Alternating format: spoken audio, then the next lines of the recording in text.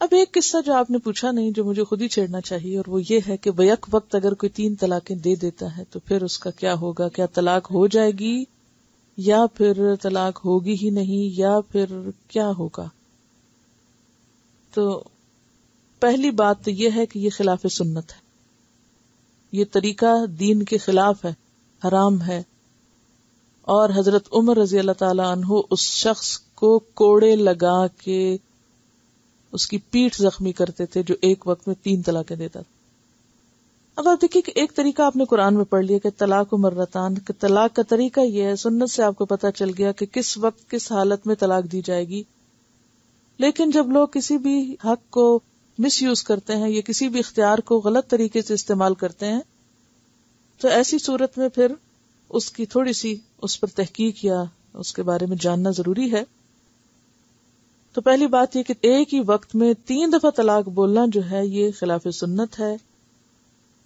یہ جو کہا گیا نا کہ طلاق مرتان، تو یہ نہیں کہا گیا طلاق طلقتان. طلقتان کا کیا مطلب ہے؟ 2 طلاقیں یا 3 طلاقیں. اب اگر یہ کہا بھی جائے کہ ایک وقت میں 2 طلاقیں تو پھر 2 دفعہ بولے نا، 3 بولنے کی کیا ضرورت ہے؟ تو 3 شاید اس لیے بولتے ہیں کہ پھر اس کے بعد اب بسانا نہیں. تو پہلی بات تو یہ ہے کہ اگر ایک ہی دفعہ میں 3 دی ہوئی 3 ہوتی تو پھر یہ ساری آیات اور یہ سارا طریقہ جو ہمیں بتایا گیا اور یہ ساری حکمت کہ کیوں وقفے سے اور کیوں عدت کے 3 مہینے اور کیوں رجوع کی اجازت اور رخصت، یہ سب تو پھر ختم ہی ہو کے رہ جاتا ہے. اس کی تو ضرورت ہی نہیں.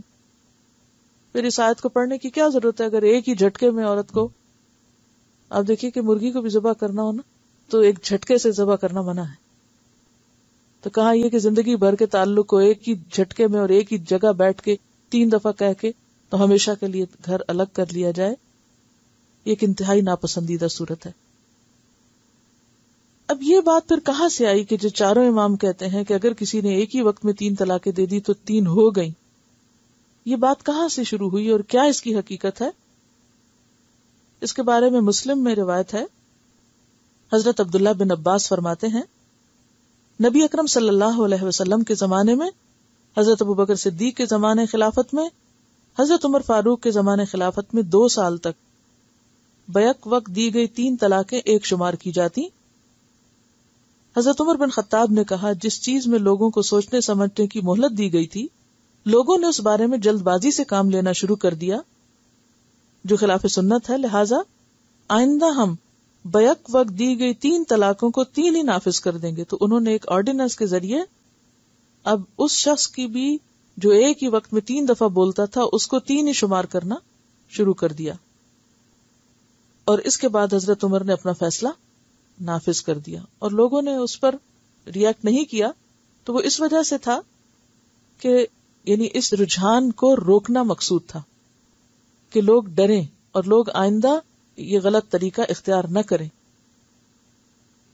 لیکن یہ ایک وقتی ضرورت کے تحت تھا، نہ کہ ہمیشہ کے لیے ایک قانون بنائے جانے کے لیے.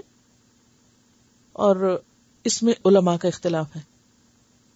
بعض یہ کہتے ہیں کہ اگر شوہر نے بالکل الگ کرنے کی نیت سے ایسا کیا ہے تو پھر وہ واقع بھی ہو جائے گی، یعنی اس میں پھر شوہر کی نیت کا دخل ہوگا. اور بعض یہ کہتے ہیں کہ نہیں، جس طرح نبی صلی اللہ علیہ وسلم کے زمانے میں، حضرت ابوبکر کے زمانے میں 3 کو ایک شمار کیا جاتا تھا، اس لیے اگر کوئی ایک دفعہ میں 3 کیا 1000 دفعہ بھی بولے تو 1 طلاق شمار ہوگی، کیونکہ وہ ایک بار ہے. طلاق مرتان کا کیا مطلب ہوتا ہے؟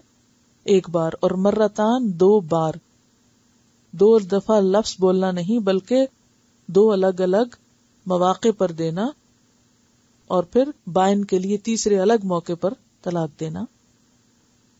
اور جیسے کہ سورۃ الطلاق میں آتا ہے کہ طلقوہن لعدتہن، اور اگر ایک ہی دفعہ میں طلاق بائن ہو جائے تو وہ عدت کا تو پھر کانسیپٹ جس میں رجوع ہو سکتا ہے، رجوع کا حق تو مرد کے پاس رہا ہی نہیں اور سوچنے سمجھنے کا بھی وقت نہیں رہا.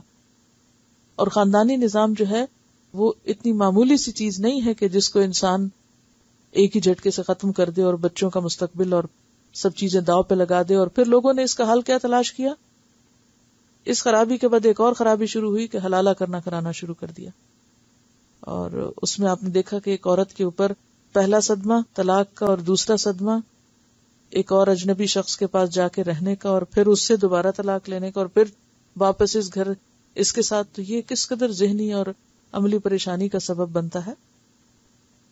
تو اس لیے یہ مسئلہ اختلافی مسائل میں سے ہے، اور اس میں جو قرآن کا طریقہ ہے، جو سنت کا، وہ میں نے آپ کے سامنے رکھ دیا ہے کہ اصل طریقہ کیا ہے، اور لوگوں نے اس کو کس طرح مس یوز کیا وہ بھی میں نے آپ کو بتا دیا.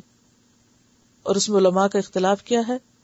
یہ اختلاف ہے کہ اگر کوئی یہ نیت رکھ کے دیتا ہے تو پھر اس مرد ہی کے اوپر ہے کہ اس نے کیا سوچ کے دیا تھا، ہمیشہ کے لیے الگ کرنے کا یا غصے میں محض ایسا کیا اور ایک ہی مراد اس کی تھی دینا.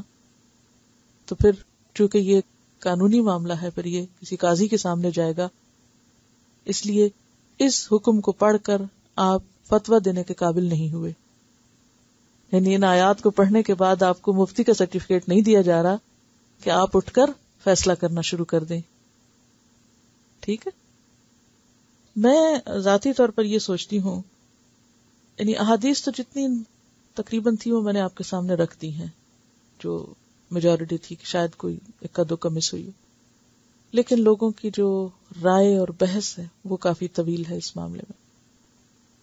ذاتی طور پر میں یہ سمجھتی ہوں کہ دین جو ہے وہ بہت واضح اور کلیئر دین ہے. آیات پورا مقصد بتا رہی کہ طلاق کا پروسیجر کیا ہے. نبی صلی اللہ علیہ وسلم کی سنت سے صحیح طور پہ پتہ چلتا ہے. اگر اس طریقے کو فالو کیا جائے حضرت عمر کی سنت کو چھوڑ کر، تو اسی میں بھلائی، اسی میں وہ مقصد پورا ہوتا ہے کہ جو رخصت رکھی گئی اور جس طرح اسلام چاہتا ہے خاندانی نظام کو بنانے میں سنجیدگی، وہ اسی طریقے اور پروسیجر پہ پوری ہوتی. تو اس میں آپ مختلف کتابیں پڑھ سکتے ہیں اگر آپ مزید اس معاملے میں جاننا چاہتے ہیں. اس میں مزید اتنی ڈیٹیل میں جانے کی دو لوگوں کو ضرورت ہو سکتی. نمبر ایک، جس کو خدا نخواستہ ایسے کسی معاملے سے واسطہ پیش آئے. نمبر دو، جو مفتی یا قاضی بننا چاہے. تو اس نے خدا کو جواب دینا ہے، لہذا پورے شرع صدر کے لیے ساری بات کو پڑھے. لیکن عامت الناس کے لیے اتنا ہی کافی ہے جو آپ کو بتا دیا گیا کہ اصل چیز ہے کیا، اصل حقیقت کیا ہے اس معاملے میں. اب دیکھیے کہ تقریباً 7 اسلامی ملک ہیں جس میں یہ قانون باقاعدہ نافذ ہے کہ اگر کوئی شخص ایک ہی وقت میں 3 طلاقیں دے گا تو اس کی طلاق جو ہے وہ کنسیڈر نہیں ہوگی، اس کو ایک ہی شمار کیا جائے گا. میں آپ کو ملکوں کے نام بھی بتا دیتی ہوں. 7 اسلامی ممالک جن میں مصر، سوڈان، اردن، مراکش، عراق، شام اور پاکستان شامل ہیں. ایک مجلس کی 3 طلاقوں کو ایک ہی طلاق شمار کرنے کا قانون نافذ ہے، یعنی قانون موجود ہے. بعض اہل علم کے نزدیک بیک وقت دی گئی 3 طلاقیں 3 ہی شمار ہوتی ہیں، لیکن بات یہ ہے کہ نبی صلی اللہ علیہ وسلم کے زمانے میں 3 کو کیا شمار کیا گیا؟ 1 شمار کیا گیا. آپ کے مقابلے میں حضرت عمر کا اجتہاد ایک وقتی ضرورت تو پوری کرتا ہے مگر آپ کے قانون کی جگہ نہیں لے سکتا. پھر اسی طرح یہ ہے کہ امام مسلم کی صحیح روایت میں وہ حدیث جو میں نے ابھی آپ کے سامنے پڑھی کہ آپ صلی اللہ علیہ وسلم کے زمانے میں، پھر حضرت ابوبکر کے زمانے میں اور عمر رضی اللہ تعالیٰ عنہ کے بھی ابتدائی 2 سالوں میں یہی قانون نافذ تھا. پھر اس کے بعد حضرت عمر کے اجتہاد کے بعد بھی کبھی امت کا اس پہ اتفاق نہیں ہوا کہ ہاں ایک ہی وقت میں 3 بولنے سے 3 ہو جائیں گی.